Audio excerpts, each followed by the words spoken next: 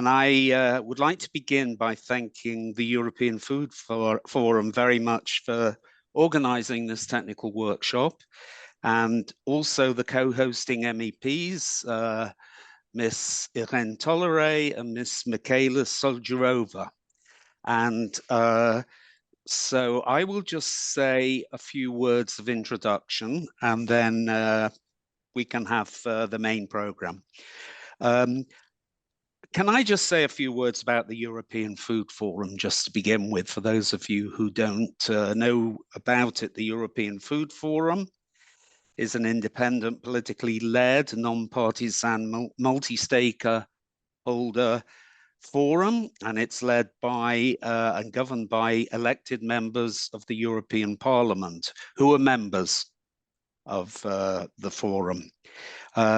It aims to promote open dialogue on sustainable food systems amongst policymakers, together with food supply chain actors, civil society organizations, research and academia, and other public institutions.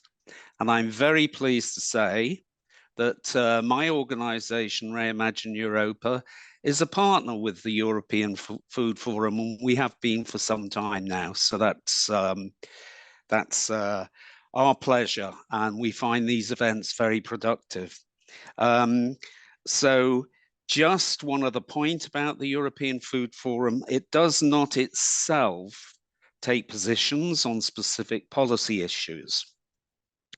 So what we're going to talk today about, this very hot topic, we're going to aim to provide an objective overview of the NGT proposals, the new Genomic Techniques proposal, which is currently before the Parliament, for example. We're hoping to offer technical explanations and insights into the potential implications of this draft regulation. So we also hope to provide updates on the current progress of the proposal within the Parliament, within the Agri Committee, and also the MV Committee. Just one other step, I'm sure you've all heard that the Spanish presidency there was an event, there was a meeting of the council earlier this week, and the Spanish presidency's compromise text didn't obtain the qualified majority, and that would have been required to reach a general approach during the Agri-Fish Council on Monday.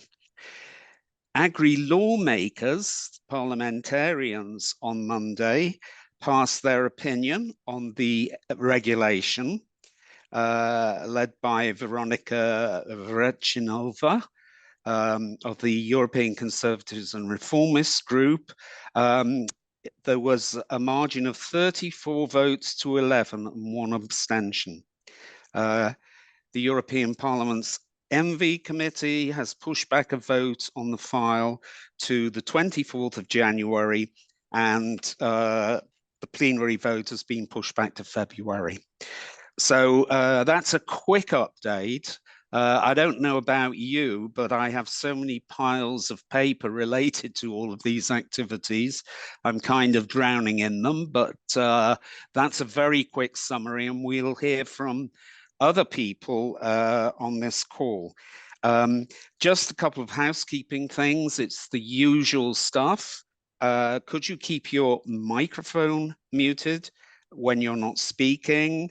Obviously, this will minimize any background noise.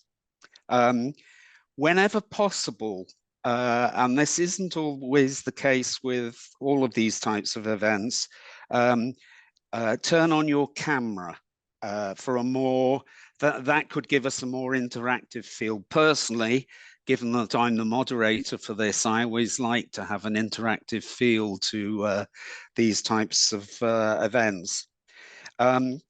In case you have questions, there are a couple of options. You can use the chat function. and you can raise your hand on the chat function, part of the Zoom apps. And I will facilitate any your participation by calling on you at the appropriate time and the appropriate moment. Please remember, this is something else, that the event will be recorded and may be disseminated later on, because we've had a lot of interest in this event and there are a number of people who can't join us. So this is another way of disseminating the results of what we say here today. So amongst the, well, in a second, as the first agenda item, I'm going to call upon the hosting MEPs. I can see Irene Tolleret in front of me. Nice to see you there. I think the other hosting MEP, Michaela ŠOJDROVÁ, will make an intervention at a slot later on. Then we will have Oana Dima, who will say a few words, some words of a technical nature, but linking, I would say, conventional, the importance of plant breeding in agriculture, and making the link between what goes on between conventional agriculture and what we're talking about with NGTs. I'm sorry if I'm mischaracterizing what you will say, Oana, but thanks very much for being with us. Then after, we will have a Q&A session after Irene speaks, Irene Sanchez.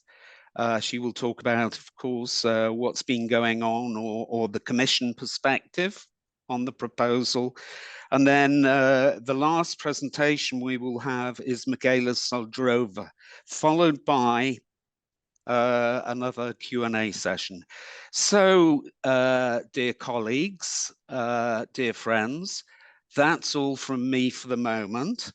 So I think I should now call upon our hosting MEPs, and in particular for this round, Irene Tolleret. Nice to see you, Irene. Please, please tell us some interesting things.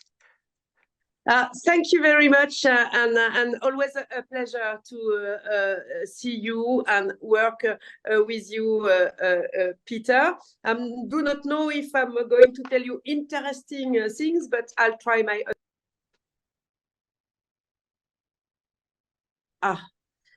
Why don't you hear me? We can now. Yeah, because somebody had cut the sound, so I was not very clear what had happened. So okay, so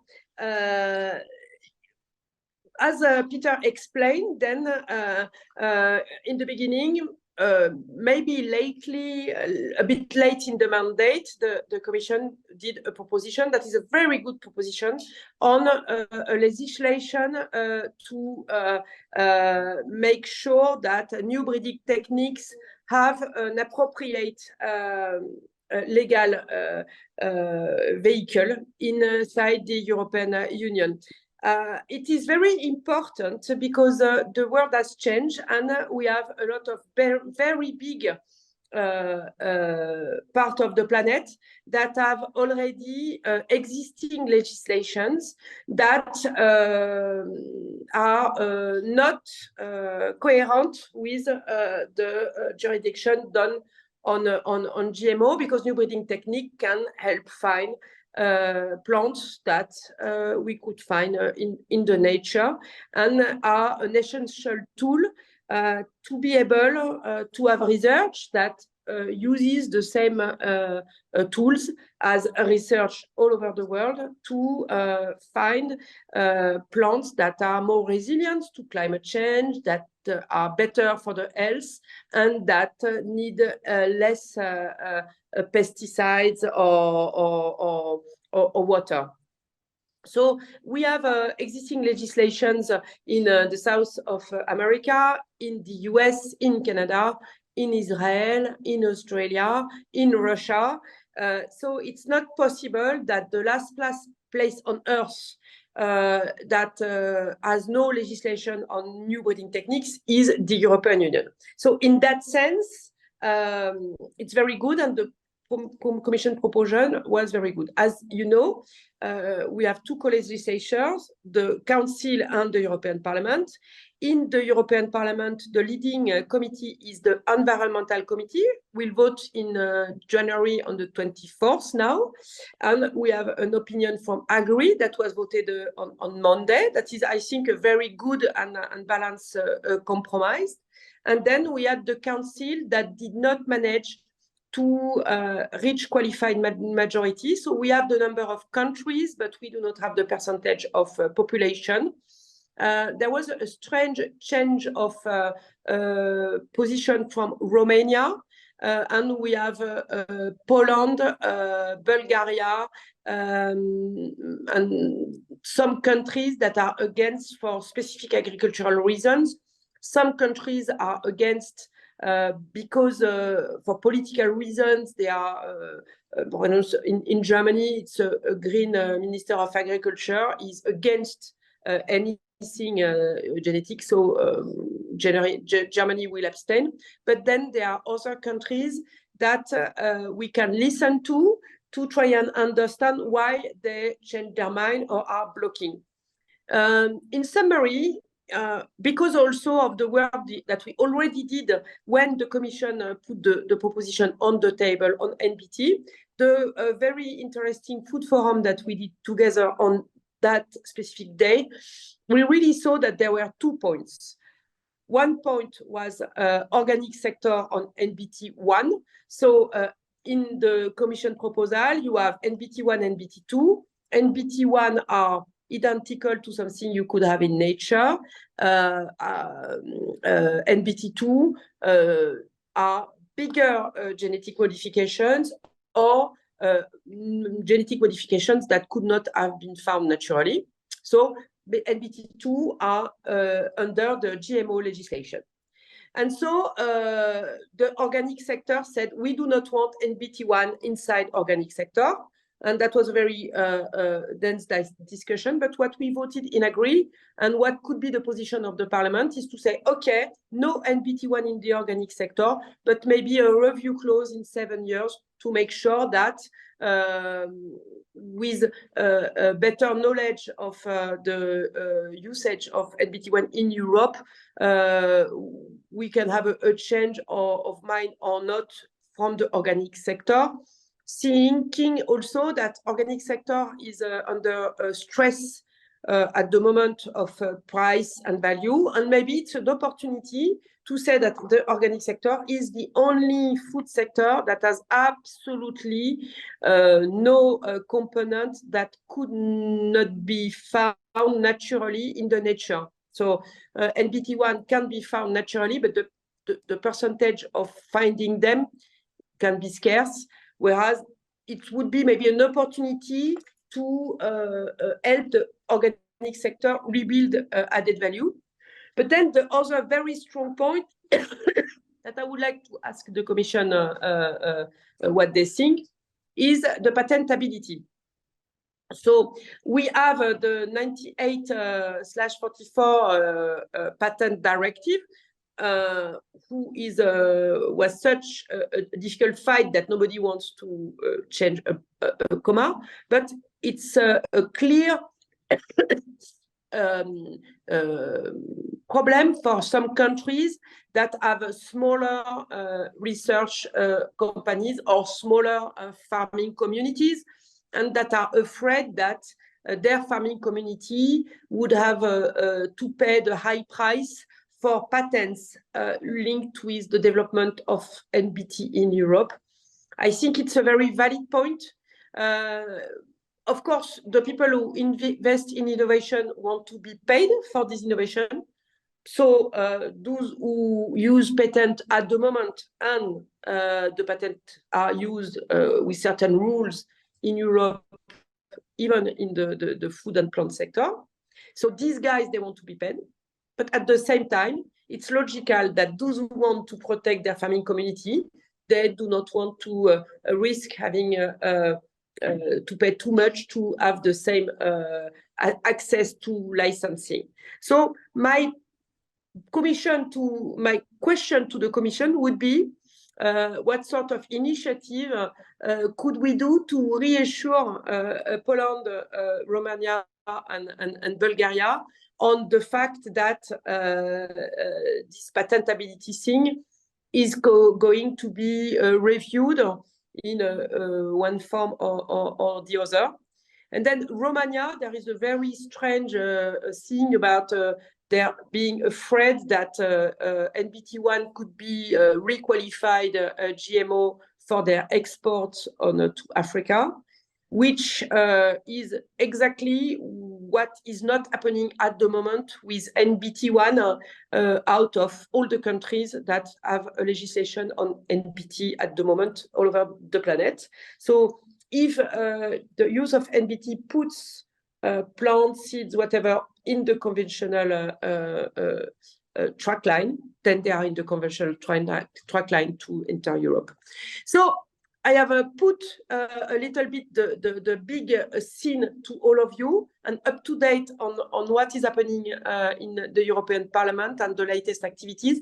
And I give the floor to the next speaker and hope that we have, as usual, a very interesting food forum, and very happy to have Irene, that is a very good advocate for NBT. My concluding remark is that behind the NBT legislation in Europe, we have the subject of innovation legislation. So we need to really find a way to take into stride the fact that if we put money on research, then research will find something, and we will have to put authorizations or legislation on the table. And how do we articulate that with the need to meet with climate change and less pesticides and fertilizers and less water sort of research with the precaution principle in Europe. So the floor is yours. Thank you very much.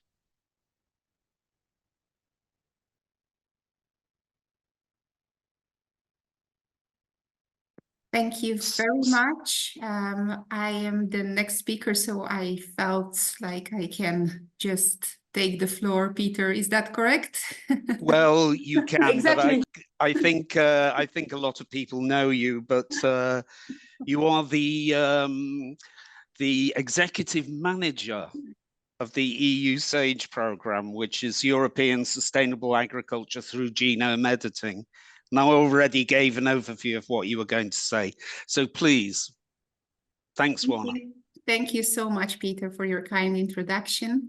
I will be indeed speaking in the name of EU SAGE. This is the network of the scientists who are working in more than 150 research institutes, universities, and associations. They are all working with plant biotechnology, working with plant genome editing or new genomic techniques.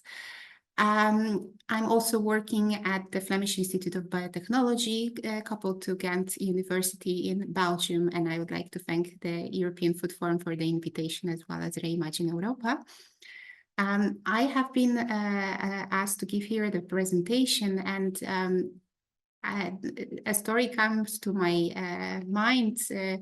I was thinking about the title of this presentation, and this weekend I was introduced to some friends of the friends, and they were asking, what are you doing? And I started to tell about what is the current situation in Europe on NGTs, new genomic techniques, and about the proposal of the Commission and what is going on in the Parliament and the Council. And someone then said, like, hey, Oana, but what are these NGTs?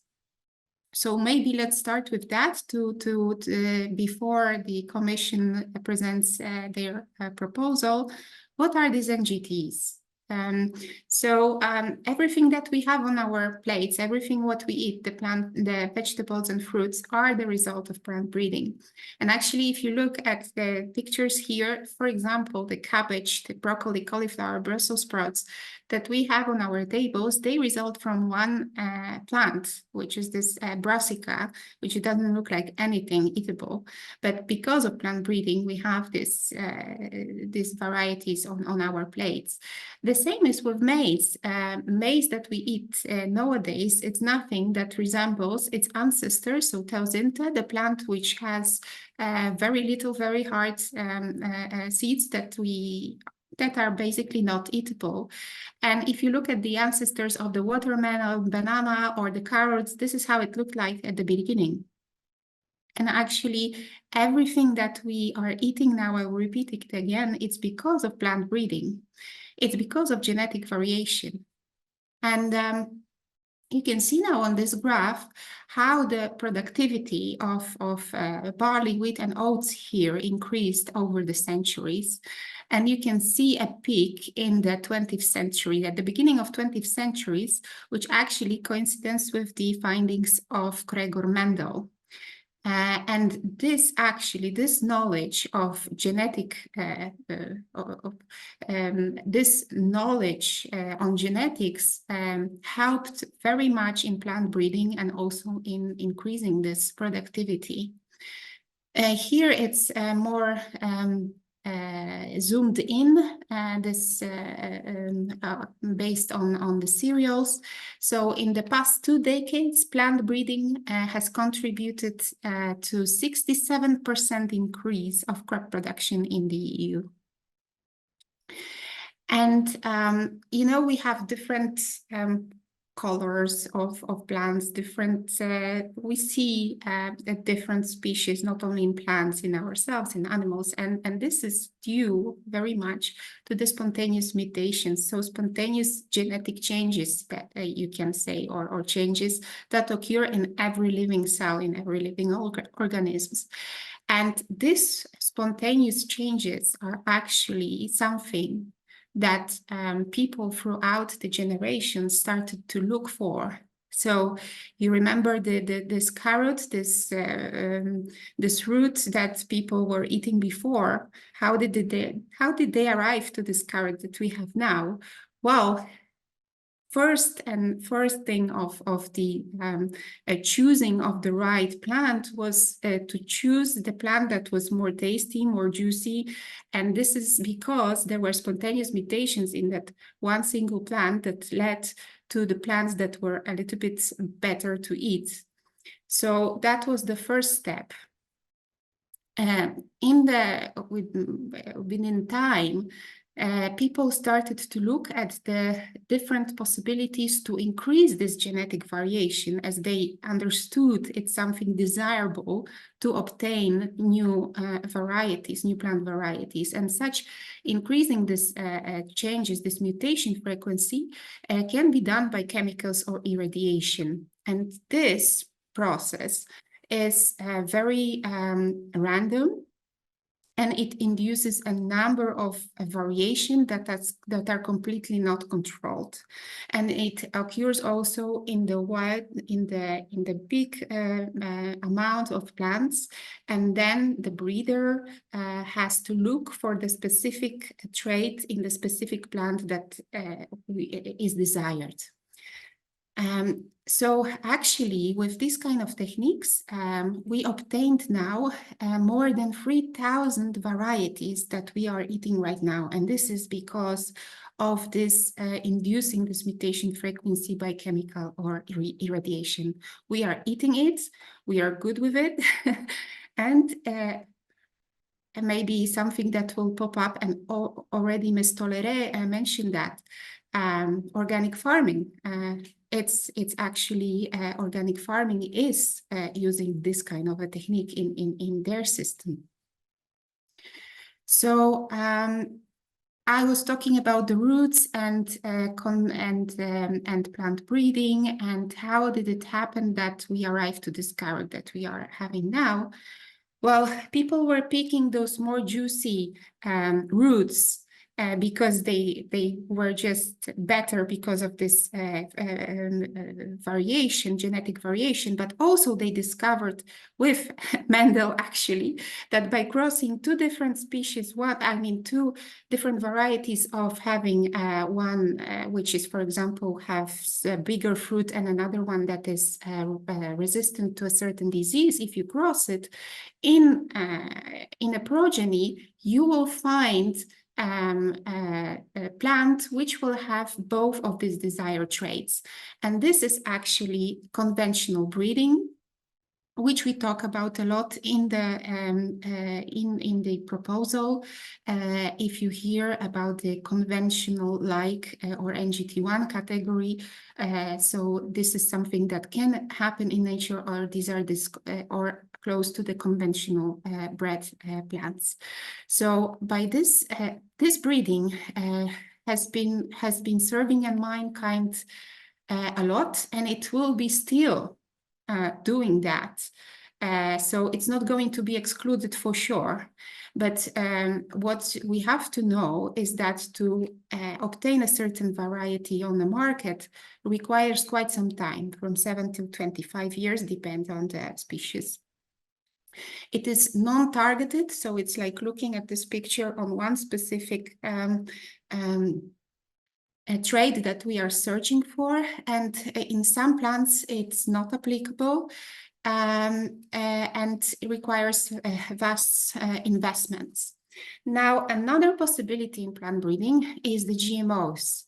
The GMOs, they have a foreign genetic material in their own genetic material. So that's the difference with the conventional breeding. We still obtain the same trait, this bigger fruit and the resistance to a certain disease, using another technology, and this plant will have a foreign DNA. Now, gene editing, NGTs, CRISPR, and this is the latest addition to the breeder's toolbox. This is another development, and with gene editing, we can work very targeted on the specific trait and within the genetic material of the plant itself. So we are not adding additional foreign genetic material. We are not crossing. We are working on that particular plant. And summarizing this breeding, so gene editing, CRISPR, NGTs, this is much more efficient than conventional breeding because it allows us to obtain the variety in 2 to 7 years. It's very precise, so we are working on very targeted changes. It's much easier and relatively cheaper if you compare the costs for conventional breeding, for example. It doesn't have a foreign DNA, and we are basing this technology on the knowledge that we obtained during all these centuries till now. And it's actually due also to the discovery of this technology has been awarded with the Nobel Prize to Emmanuel Charpentier and Jennifer Doudna in 2020. It can also contribute to agrobiodiversity and sustainability. So what are the examples of those plants that can be obtained with the new genomic techniques? So as I said, we can still obtain them with the conventional breeding. Not a problem, but question, not a problem or a problem. So we are talking about the climate change, about the time pressure and about sustainability issues, biodiversity, Green Deal, Farm to Fork, and so on. So how can we obtain what we would like to obtain as breeders and as farmers, as plant scientists, the same, but in a shorter amount of time, and even better, more targeted. So here an example of the wheat which is resistant to powdery mildew, and this can be obtained, this resistance to powdery mildew. But the difficulty is that here are 6 genes to target simultaneously. And what happens is that, yes, it can be obtained with conventional breeding with 10 to 15 years, or it can be obtained by the NGTs, new genomic techniques, with 3 to 4 years. The same plant. Now, there are many more examples that we can focus on, and maybe here a small digression that this is not only the cash crops that we are talking about, such as soybean or rice, but those plants are also the potato or broccoli, lettuce, grapevine, and so forth. So the variety of plants that we are looking at, it's much wider than before, also due to the increasing knowledge that we have. Now, we also have, as EUSH, we maintain a certain database with examples of such genome-edited crops. And here we keep only the examples of those eatable crops. So not the model plants, but just the ones that can arrive finally one day on the market. But these examples are on different developmental stage. I wouldn't focus on that, but just to show what researchers are working on for in worldwide, and these are now more than 800 examples of genome-edited crops worldwide that researchers are working on in 70 different species. And it has quite a high diversity of applications. So if you look at the applications, if you put them all together, you can see that the biggest amount of those traits are the improved food and feed quality, the plant yield and growth, or biotic stress tolerance, followed by others, of course. So these traits are more focused on the farmers, on the consumers' needs than it was before. And as a final slide, I would like to add that actually using this breeding technology, it's not the only and the last step to obtain a new plant variety. With each type of breeding, you still have to screen plants. It also depends, with the mutagenesis, so this irradiation that I was talking about, you have to screen thousands of plants. With the crossbreeding, that's hundreds, and with NGTs, a few plants. Then it's the process of back-crossing and choosing of the candidate variety. Then there are field trials that still have to be, such a variety has to undergo, which also takes some time. Then there is the variety testing and registration. And finally, the variety can be approved on the market when it's added to the European and national common catalogue. So it's the whole process. It's not just this one thing that we are really focusing on. You have to know that these are all regulations also that are put on all of this chain of processes. So coming back to this question of, so what are these NGTs? What is it all about? Why the Parliament is talking about it? Why the Council is talking about it? Why we are talking about it is that, well, currently the regulatory framework in Europe is the biggest threshold to use this technology, and that's why it's being discussed. And the legislation and its implementation will determine if and how NGTs will be used in shaping our future. So with this slide, I would like to thank you very much. Thank you very much, Oana. I think what we should do now is go straight to the Commission, and then after that we can have a Q&A. And so I would like to invite Madame Sacristan, Madame Irene Sanchez, who is head of unit in DG Santé, the head of unit responsible for this topic. And please talk to us.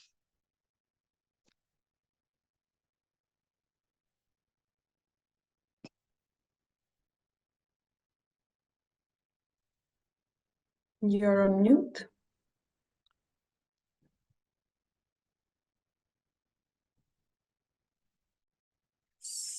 Okay, you can probably hear us now.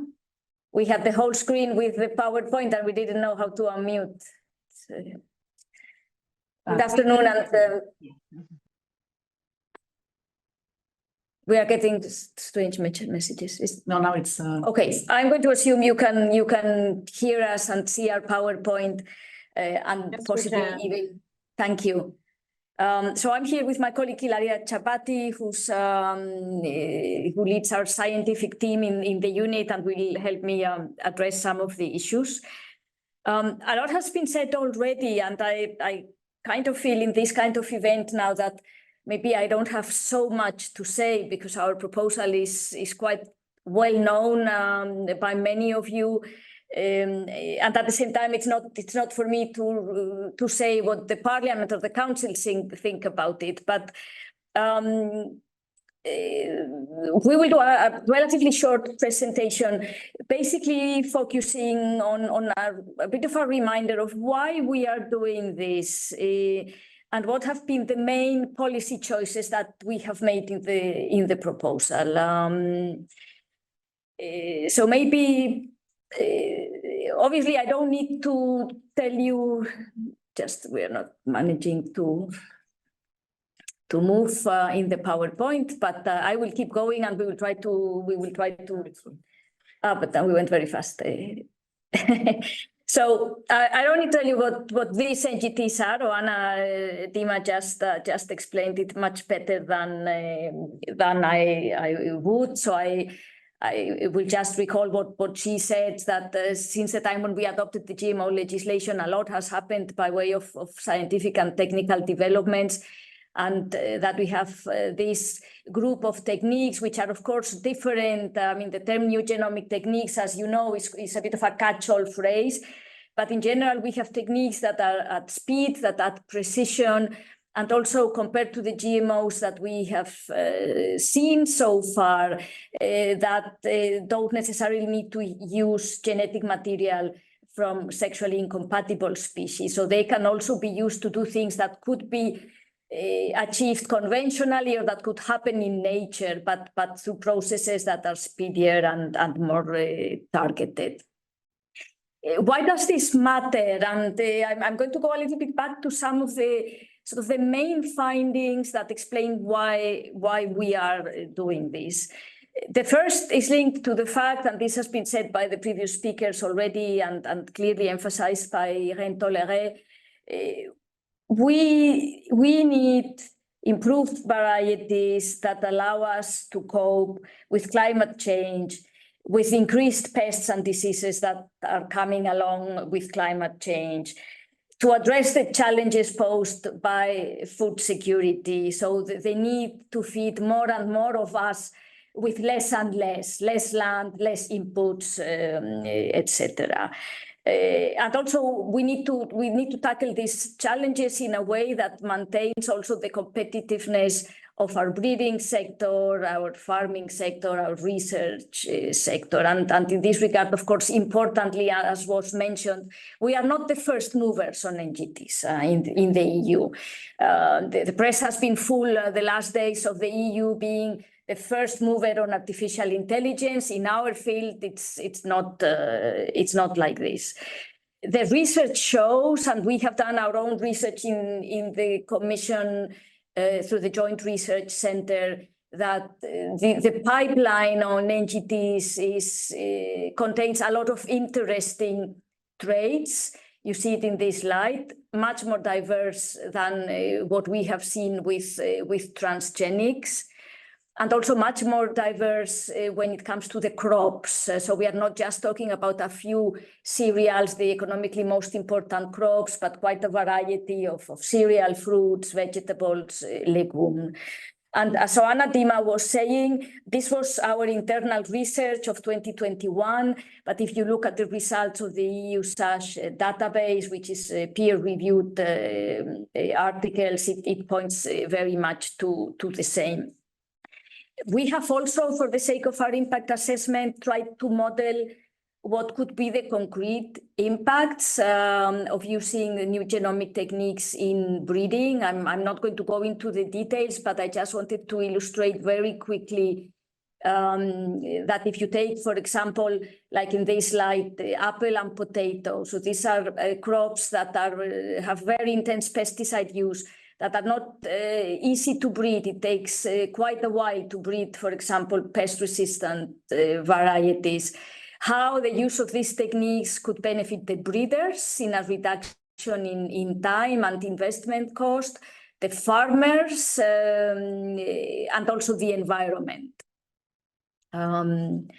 I won't go through all the cases. I just wanted to illustrate a little bit the kind of benefits, which also includes, of course, not just the benefits directly for the farmer, but also in some cases for consumers, like the case of the low gluten wheat. And I think I will stop here for this. So this is one big finding in terms of the why, because they can help these techniques. A second important finding relates to a matter which is very important when we talk about GMO legislation, which is safety. What are the risks? Are there risks? How do we handle them? And I think the other big finding that underpins our proposal is the fact that a one-size-fits-all in terms of safety-related requirements does not seem to work anymore. We have a legislation which was developed at a time when what we had in mind were transgenics. Now we have a series of techniques which these new techniques themselves don't have specific risks, where we can have resulting products with very different safety profiles. In some cases, products that could have been obtained conventionally and would have the same risk profile. In other cases, products that would be much more similar in terms of the complexity to transgenics, for example. So if we take these two findings, the potential uses, but also the safety considerations, a third important finding which underpins the proposal is the conclusion that we already drew in 2021, that our current legal framework is not really fit for purpose to enable the arrival of these products, to enable in particular also public research, small operators to come in. Because in some circumstances, it entails a degree of burden that is not necessarily justified for the safety profile of these products. So this is basically the main findings that underpin the proposal. And of course, it's not about lowering the safety requirements. It is not about deregulation. It is about tailoring the degree of regulatory oversight to what is necessary to guarantee safety, but not more, so that we can give opportunities for research and innovation to fulfill our goals in relation to varieties that help with climate change, etc. So against this background, we have a proposal on plants at this stage, which only deals with targeted mutagenesis and cisgenesis. So no transgenic. So if you use CRISPR to do transgenesis, that is out. We are only dealing here with the techniques used in situations where there is no material from sexually incompatible species. So things that don't, if I may say it in more simple terms, cross the boundaries of nature. I know because you had anticipated it that you might want to discuss some issues around the definitions we use, but I think we'll wait for the questions to come rather than talk you through the whole Article 3, which is a little bit dry. So against this background, maybe the first and main choice in this proposal is to reflect the different products that can be obtained with these techniques to have two distinct regulatory pathways. So that we, as I was saying, we ensure safety, but not with more burden than necessary. So we have created two categories, 1 and 2. We could have called them Irene and Hilaria, but they didn't let us when we were writing the proposal. And basically, we will have one category of resulting plants or products that will be considered equivalent to conventional because they could have been obtained by conventional means. And in that case, those plants and products will not be subject to the requirements of the GMO legislation, and a second category of more complex NGT plants and products that would remain under the current GMO legislation with some adaptations. Of course, because this is the main policy choice, a crucial element of this proposed regulation is the criteria to draw the line. And I will ask Ilaria in a couple of minutes, when I have given you the overview of our main policy choices, to say something about those criteria. A very important choice in that regard is that in this proposal, we have gone for a product-based, not a technique-based approach. Already today, we have an exemption of random mutagenesis in the directive as a whole. We have gotten some questions, why don't you just exempt, say, targeted mutagenesis, very easy, half a line of text. We think it's more justified on the basis of evidence to go for a product-based approach which takes into account the complexity of the modification. But Ilaria will say a little bit more about that.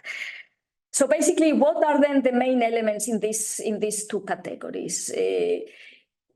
We set up a new procedure to establish if an NGT plant is category 1. I will not go into a lot of details. We can do it in the questions if you want. But basically, I will just say the procedure can happen at different points in time and happen at national or European level.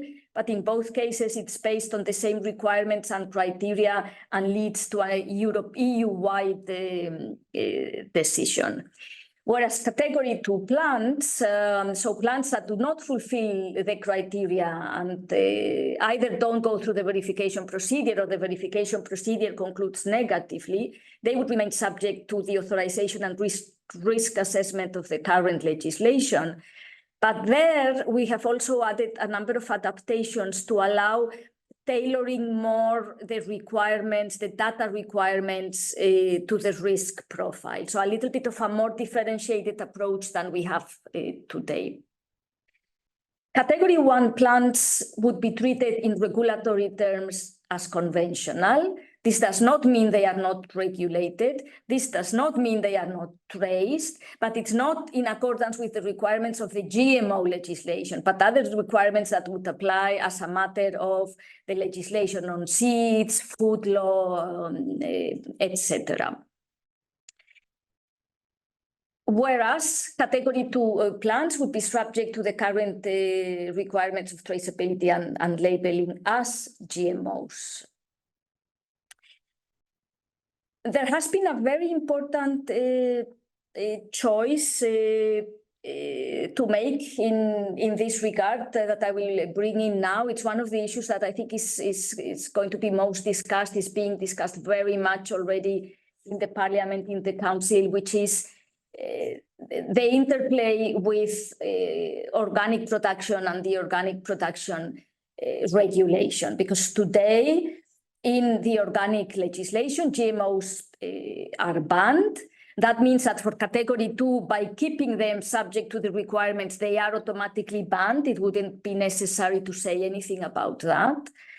But when it comes to conventional plants or their ingredients, they are allowed in organic production under some circumstances in the organic production regulation. So it was important to clarify what would be sort of the fate of category 1 NGT plants in organic. And as Irene TOLLERET explained, we have maintained that ban. We have listened very carefully to the sector that considers that at this point in time, it would not be appropriate, and they fear in particular an erosion of consumer trust. So that ban is maintained. And we have introduced for category 1 some specific provisions to ensure full transparency for farmers in general, but also in particular for organic farmers and producers to be able to set up NGT-free supply chains. And this is the labeling of the seeds and also the inclusion of the use of the techniques in the catalogs of varieties. One word, and I'm almost finishing. We only see our slide on the screen, so we don't know if you're losing patience with us or where we are. It's like we are alone talking to ourselves here. But one word on sustainability considerations, because of course, as I said, a very important driver of this proposal is to enable the arrival of NGT plants that contribute to sustainability, resilience, food security challenges. For category 2 plants, we have provided for some incentives to accelerate or to ease the burden of the authorization procedure, in particular for SMEs, if the plant comes with traits that are considered particularly relevant. And we have aligned these traits with those of the plant reproductive material legislation. And we also have provided that the current opt-out from cultivation should not apply, because we considered when drafting the proposal, you will know that this has been very much discussed in the Council, but we considered that if we want to enable the research and the investment into these plants, it would be important to give operators the predictability that the European market will be available, and also to make these plants available to all European farmers. So we decided not to provide for the opt-out, but to provide for mandatory coexistence measures for category 2 plants in the member states.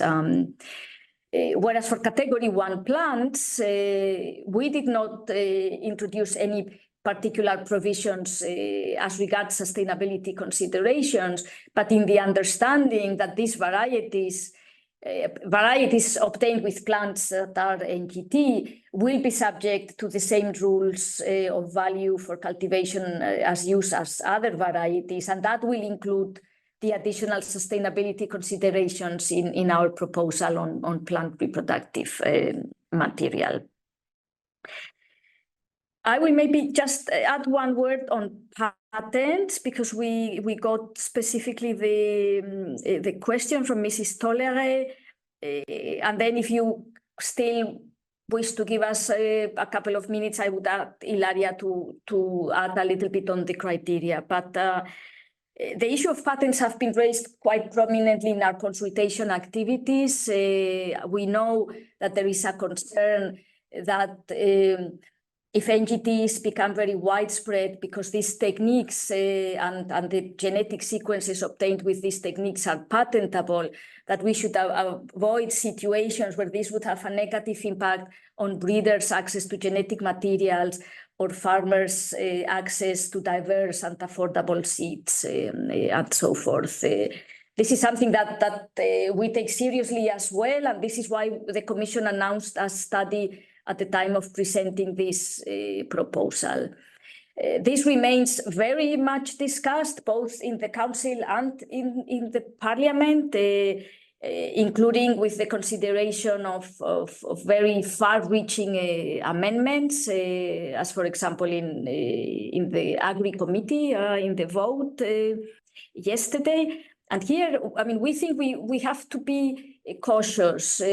We are also doing this legislation to foster innovation, and of course, patents are part of how we protect and foster innovation.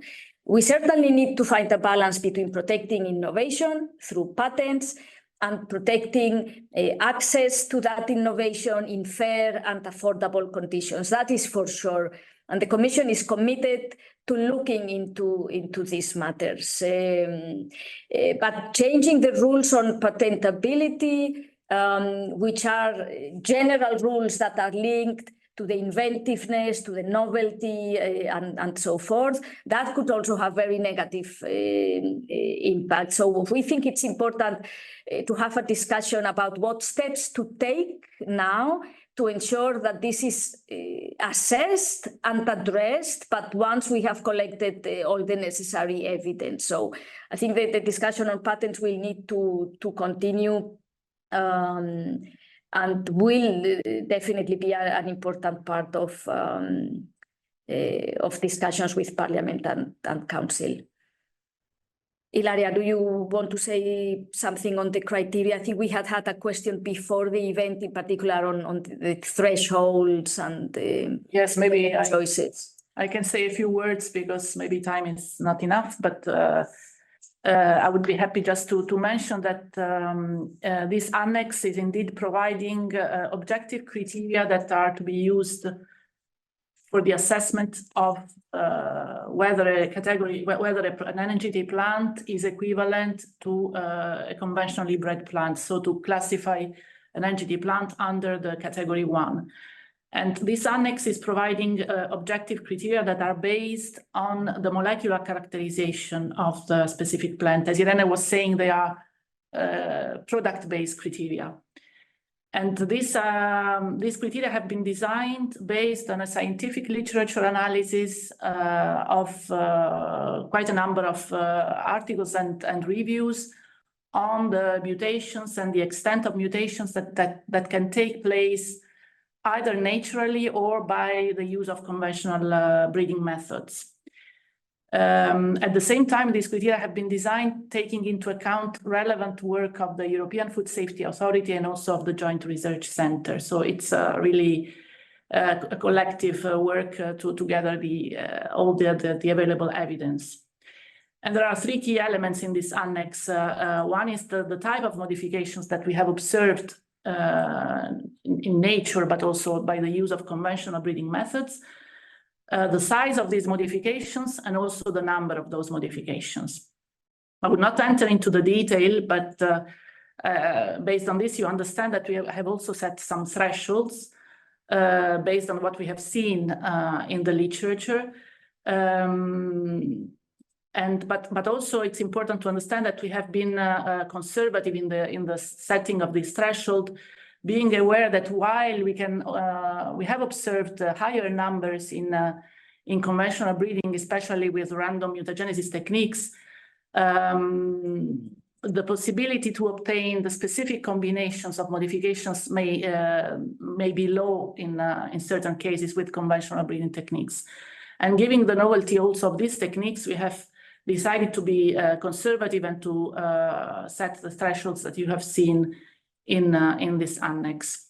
Another important element I think I would like to mention is that we have excluded, and this is based on the work of the European Food Safety Authority, we have excluded intragenesis and intragenic plants from this criteria, because based on EFSA work, intragenic plants might entail additional hazards compared to conventionally bred plants. So this is the reason why we have excluded intragenic plants. I would stop here, but there are indeed additional elements, and I would be happy to come to them if you have any question in this respect. Thank you. Yes, we can see something. You can see. Thank you very much, both to Ilaria and Irene. Not surprisingly, I think we've got a little bit of pressure on time here, but let's go for some Q&As. As I said before, and as you will have seen in the chat, you can either put a question in the chat or raise your hand as part of the Zoom application. So there is one question already in the chat, and I think it's really for DG Sante. This is from Corrado from Co-Syria, and you may need to clarify maybe your question a little bit, but it reads as, how to reconcile the science and facts behind NGTs with the political will now holding power in the debate? A good law in advancing tech domains, disruptive technology, must reflect complexity while reducing it to a socially acceptable level. I don't know, folks, if you have anything to say to that, folks being the DG Sante. Thank you very much, Peter. Thank you, Irene and Irene. So it was very clear and thrilling presentations. Just a hook to what you have said, Peter. Indeed, we have reflected on the words of Anna Bradford from Columbia University last week, saying about the Artificial Intelligence Act that any law of this kind either is late on the real world processes taking shape, either the legislators don't really know about the subject matter. And I'm really concurring with what Irene said, because the case here on NGTs is quite different. So the legislators know what they are working about, and at the same time, the pace of advancement of the technology is new, but not so radically new that cannot be managed. Still, we see there is, I would say, fundamental and natural gap in between what are the societal expectations and even delay, and what the technology is able to deliver. And in the legislation, there are indeed a few characteristics related to this future-proofing, in order to make it not just adaptable in the future, so the openness of the criteria for risk assessment, for instance, but also in order to convince and lead the public opinion, steering the debate. So constant monitoring over the years, not just on human health and environmental impact, but also indeed on the public opinion, to see if there is a shifting mood and attitude, and how this can be indeed reconciled with the technology. So it's a big challenge. I understand that maybe there is no a clear or a short reply, but at the same time, I would like to congratulate to both the co-legislators, because of course there are not easy questions out there, but the overall approach seems quite good. Thank you. Well, thank you very much. I don't know if either Irene or Ileana want to say anything to that. We should try and keep at this stage our questions short, because we do have time pressure. If you don't have anything to say, then there's a question here. Yeah. Oh, you do. Okay, thanks. Sorry, I'm not sure, Peter, if you're giving the floor to us. I think this was more of a comment from Corrado than a question to us. I think it's obvious that we need to find a balance here. We have made a very big effort to base our proposal on evidence. We need to explain a lot to the consumer. I think in terms of the public perception of NGTs, the jury is still out.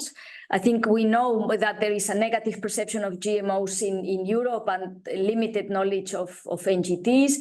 We also know that more and more consumers care about sustainability objectives. Many probably also care about providing tools to farmers. So I think it's very important that information is provided comprehensively on the possible applications, on how safety is ensured, etc. That's not so much the role of the legislative process, but it has to accompany, and it's our common task. But I won't take more time on this, because I think it's more a reflection that we probably all share than a concrete question. I was just wondering if you had anything to say before we move on, and so thanks very much. Where do I see if we are muted or not? No, yeah. You're fine. You're fine. Yeah, you see that. Ortron, you have a question. You have your hand up, please, and forgive me for using your first name. It's just that. Sure. Thanks everybody for the contributions. I have two short questions. One is, it was debated that we need to limit the extent of the modifications, but this should be done in relation to the haploid genome. So is there anything done in that direction? Second question, I mean, you have raised the question of patents, and from many discussions which I had with different clientele in this matter, even those people that accept the scientific basis of non-risk and whatsoever, they are very concerned about the monopolization and the future of breeding with NGT1 plants. So can you be a bit more explicit about what the Commission has in mind to do with to address this problem of the patentable regulation and legislation there? This is an issue that is really a big hindrance in many discussions I had. Thank you. Well, thank you. Two very simple yes and no questions. That's a joke. I don't know. Irene, you already gave a position from the Commission, which is, to summarize in simple terms, we are not going to look at this topic of patenting just now. No.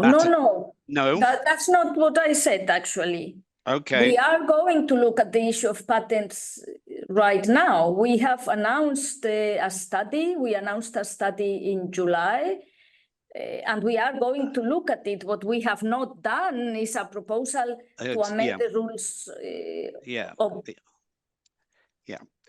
Thanks for the clarification. But it would really help in the debate if there's an outlook in which direction it is going. This is really a limiting point. So please hurry up with coming with concrete ideas about that issue. Thank you. Thank you. No, I think it's, I mean, the message is well heard. It came quite strongly from the Council that they would want the Commission to speed up.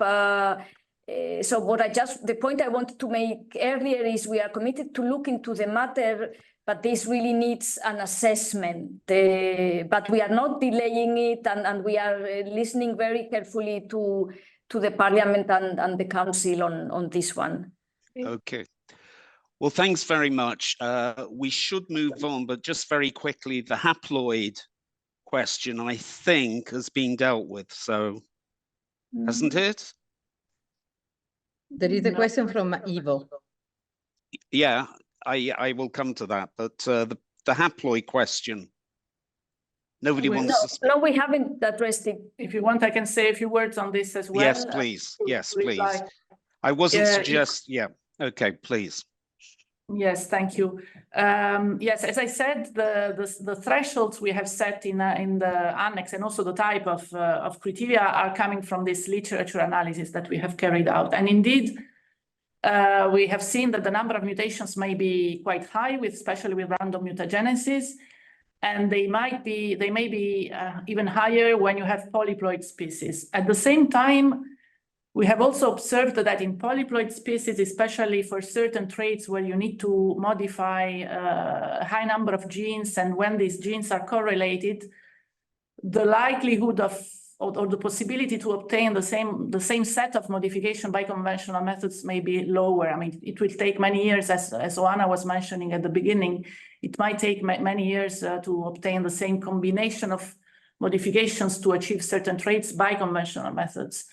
So that's the reason why we have considered this threshold of 20 applicable to the total plant. There are discussions now in the Council and also in the Parliament on setting this threshold to the monoploid genome. Of course, we are listening with interest, and we will see where the discussion will go. But I mean, this is just to give you a bit the rationale behind the criteria that we have proposed in our proposal. Okay, thanks very much. I think that was very useful. A question from Eva, and then we must move on a little bit. We will have another Q&A sessions before we're done, but Eva. Hello, Peter. Hello, everybody. It's not a question, it may be a comment on patenting. I'm working in biotechnology.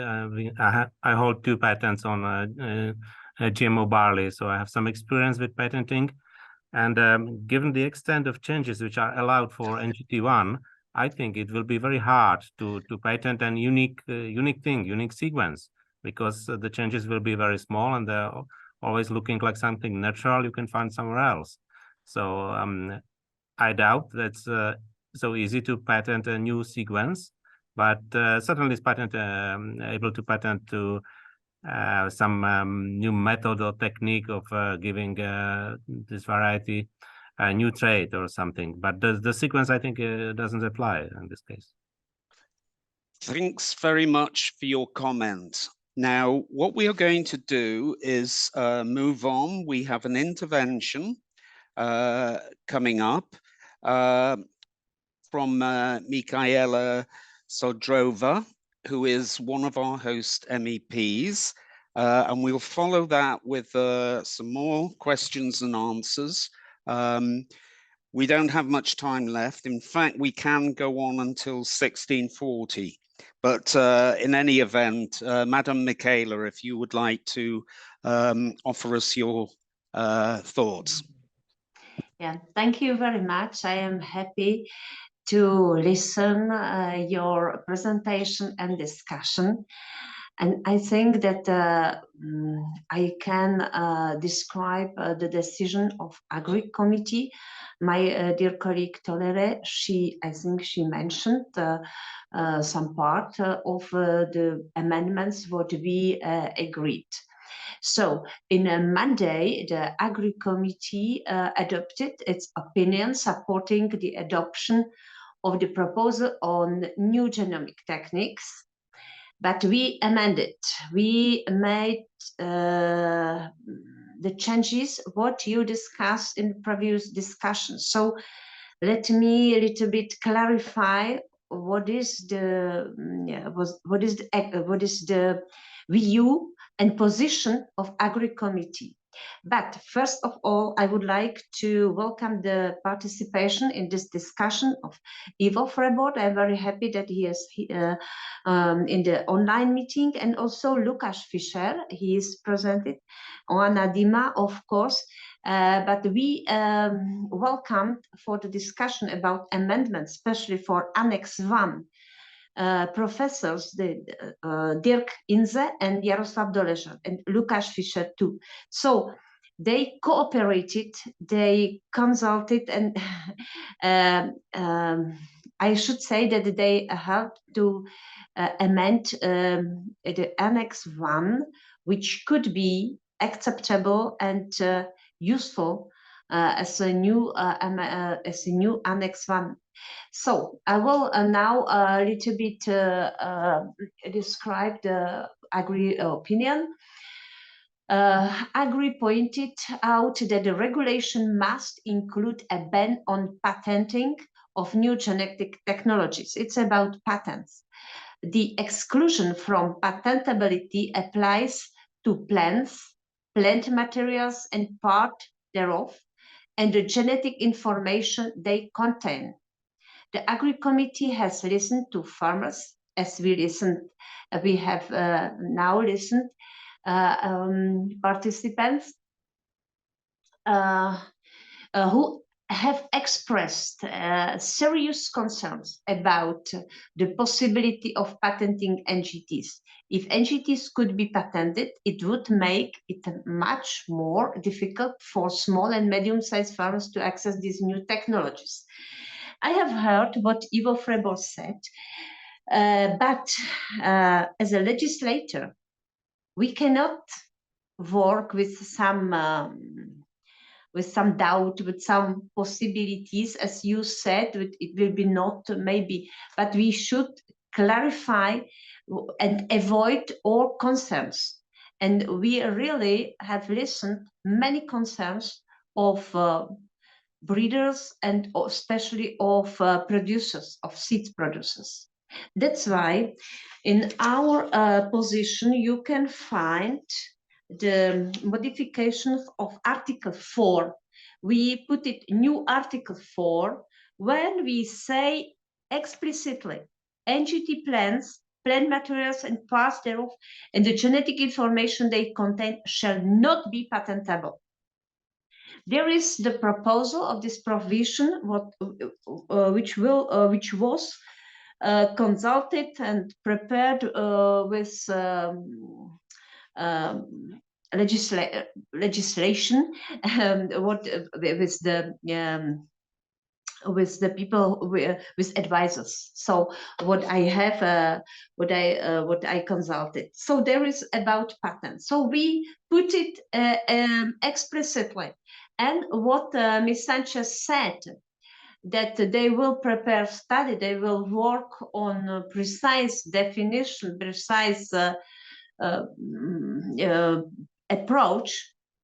And legislation, maybe legislation of patents, it is possible. It's not in opposite. But if we will explicitly mention that there is not object of not be patentable, I think it's clear. So it's a patent. Then the ban of using HGTs in organic farming. It was big debate about organic farming. We very regret that the European, on the European level, representatives of organic farmers, they were how to say very angry. They refused NGTs, and the debate was not very, how to say, inclusive. So we understood that it's not possible to force this situation. However, we know that in the ground, they are organic farmers. They want to use it. So in the end, we find a compromise. So Agri adopted measures for the future to promote and extend the use of NGTs plant and not confuse them with GMOs. 7 years after the entry of this regulation into force, the European Commission must present a report on the evolution of consumer and producers. Now I quote this new provision, possibly accompanied by a legislative proposal to lift the ban on the use of NGTs in organic production. It is agreement with organic farmers IFOA, and I am happy for this compromise, because it's very important that we don't confuse the consumers. It is not possible that that organic farmers, they fight, they do the publicity against NGTs. We don't want it. It is very dangerous. So in this, we can coexist together. They will observe, they will see what has happened, and maybe in the next future, maybe in the next years, they can start to cooperate better. And then we also have the changes because we don't want to increase the administrative burdens with this labeling. So for this reason, Agri supports the creation of a list where the consumer can find all NGT plants and their materials. The Agri Committee considers this sufficiently, absolutely sufficiently transparent to consumers and not burdensome to agriculture field and producers. So without labeling, but I think that Ms. Sanchez and Ms. TOLLERET mentioned also that it will be only on the level of seeds and this registration. And in the end, in particular, Annex 1 was very important because we saw that also ENVI committee, Jessica Pienfart, she tried to amend Annex 1 because, as was proposed by the Commission, it seems like very not clear what is the limit. So that's why we invited professors, what I mentioned in the beginning, and we amended. It is in our compromises in Annex 1. I am not able now to present you, but I think we simplify the Annex 1, which defines when NGT plants are considered equivalent to conventional. The Agri Committee seeking to broaden the definition given by the Commission so as not to restrict NGT plants too much. I think that we hope that in the future it will be point of the discussion for the further deliberation. So the Annex 1 now was amended by Agri, and we are discussing with ENVI committee to accept our version. So the opinion of Agri committee related only to certain parts of the Commission proposal. Now I am going to the end of my speech. Because we have concrete Agri competence, we couldn't to modify the others. The committee responsible for this draft, as ENVI, will vote on the report in January. And we expect that ENVI will take Agri opinions into account. And then it will be followed on a plenary session. We hope that the vote will be in February on the plenary in Strasbourg, and then we hope to reach the agreement with member states before the end of our mandate. It's our ambition. So that's why we are not very happy that this the previous trilogue was not trilogue. It was it was the position of member states, as Ms. TOLLERET described. They didn't reach their general position, but we hope that as soon as possible they will find their position. And because we have now big chance to reach new legislation in the spring next year. So there is the map of the situation after Agri vote.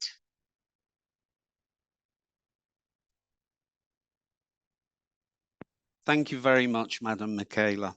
That was all very interesting. I think we can have maybe 10 more minutes for questions, but I would like to leave just a few minutes at the end for Madame Irene TOLLERET to give any closing remarks, conclusions that she might have. So this is Q&A for any of the topics that we have discussed so far.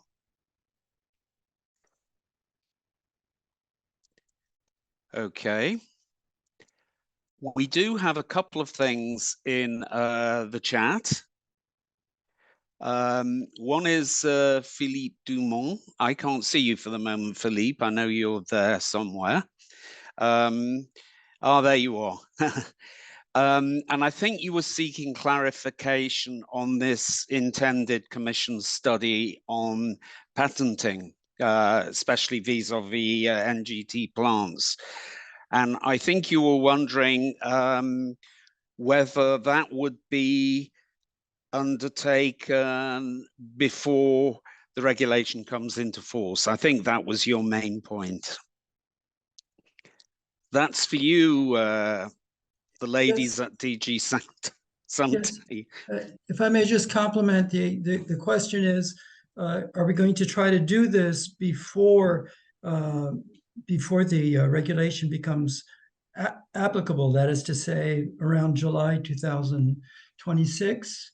That was one aspect of the question. The other aspect of the question is that there are two big issues.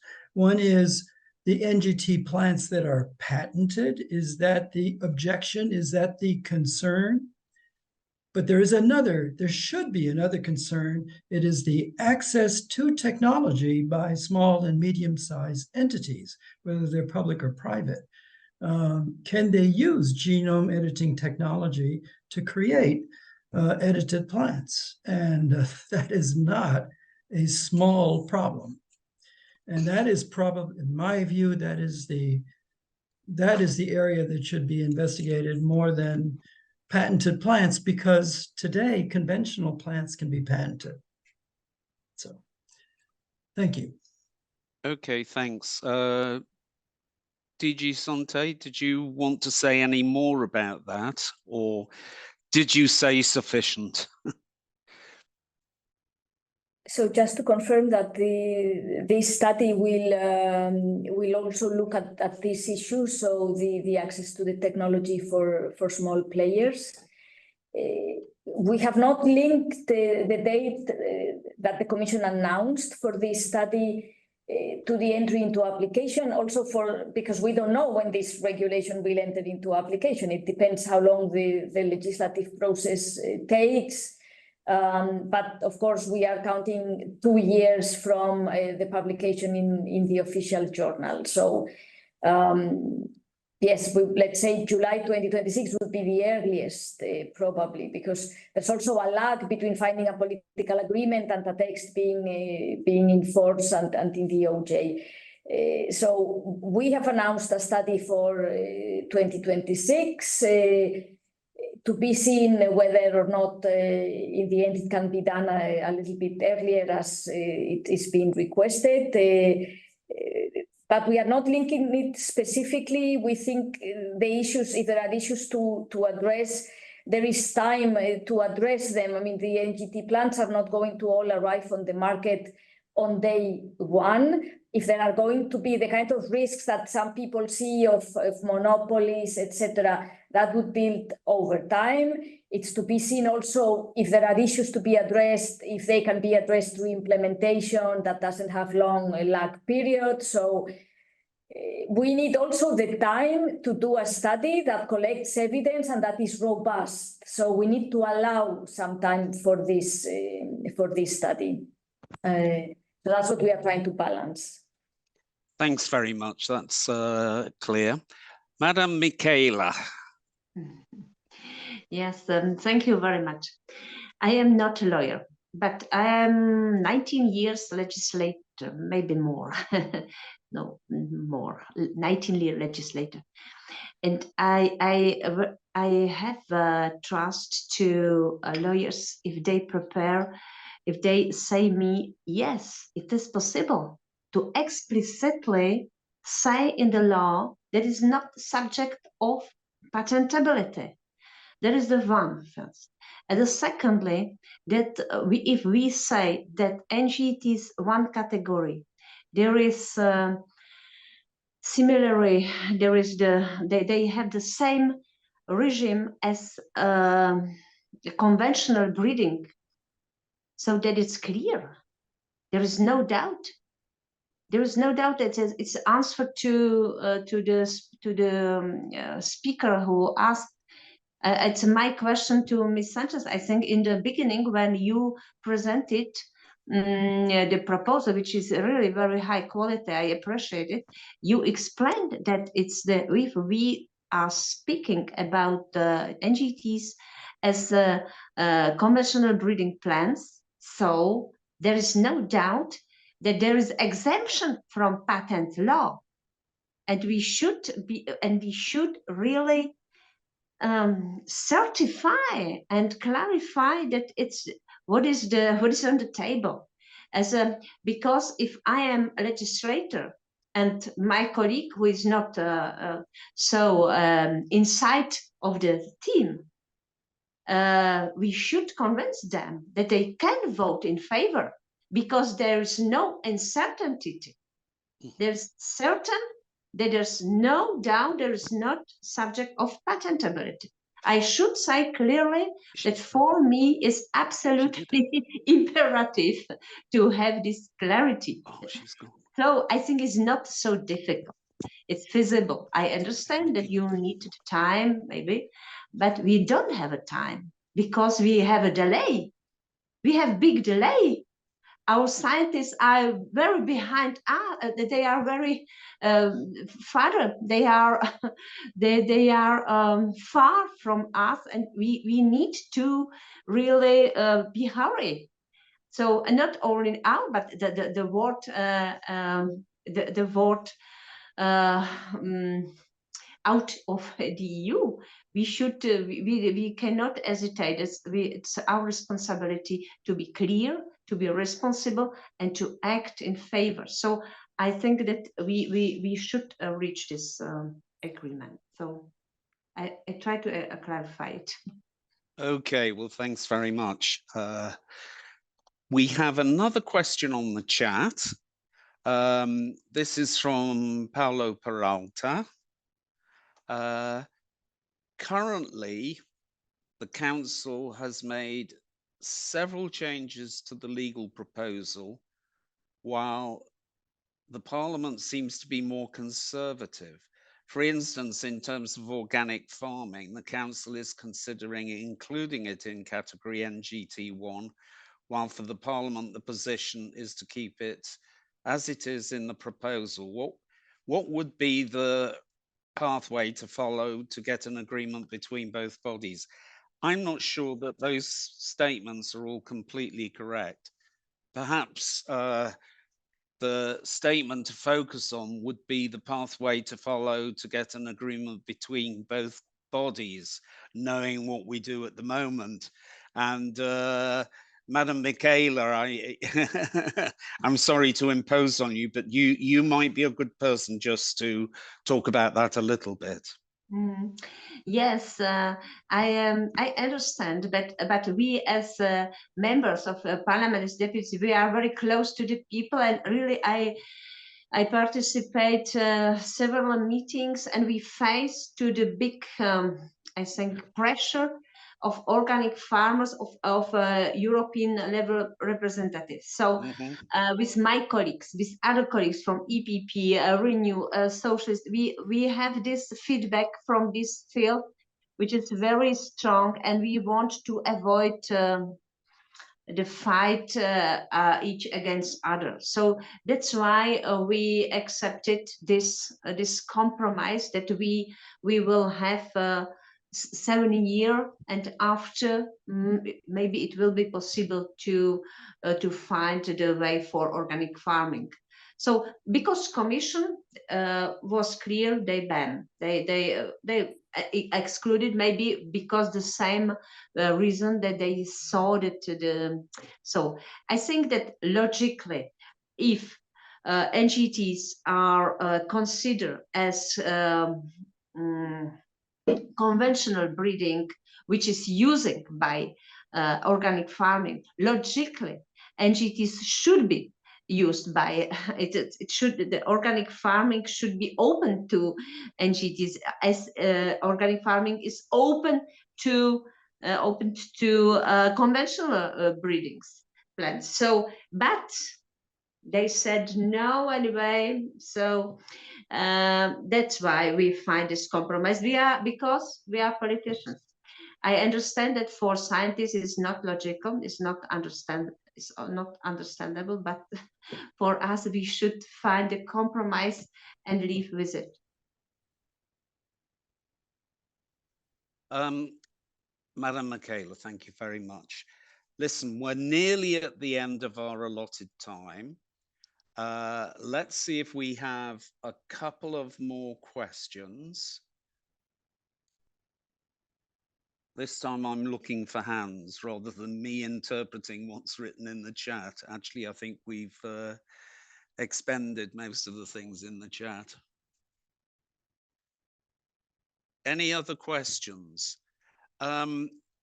If that isn't the case, I'm just slipping across the screens very quickly because I have I'm spread across three screens. There are so many of you. I am going to Madam Michaela, I'm sorry to do this to you again, but Madam TOLLERET can't do the closing remarks. So I was wondering if you could just make a few very general comments about possibly, I don't know, whatever you want to say, but for example, how useful these types of occasions are. And certainly there are a lot of people, I make it nearly 60, who have been participating. So, and these will be the final remarks from you for this event, for this workshop.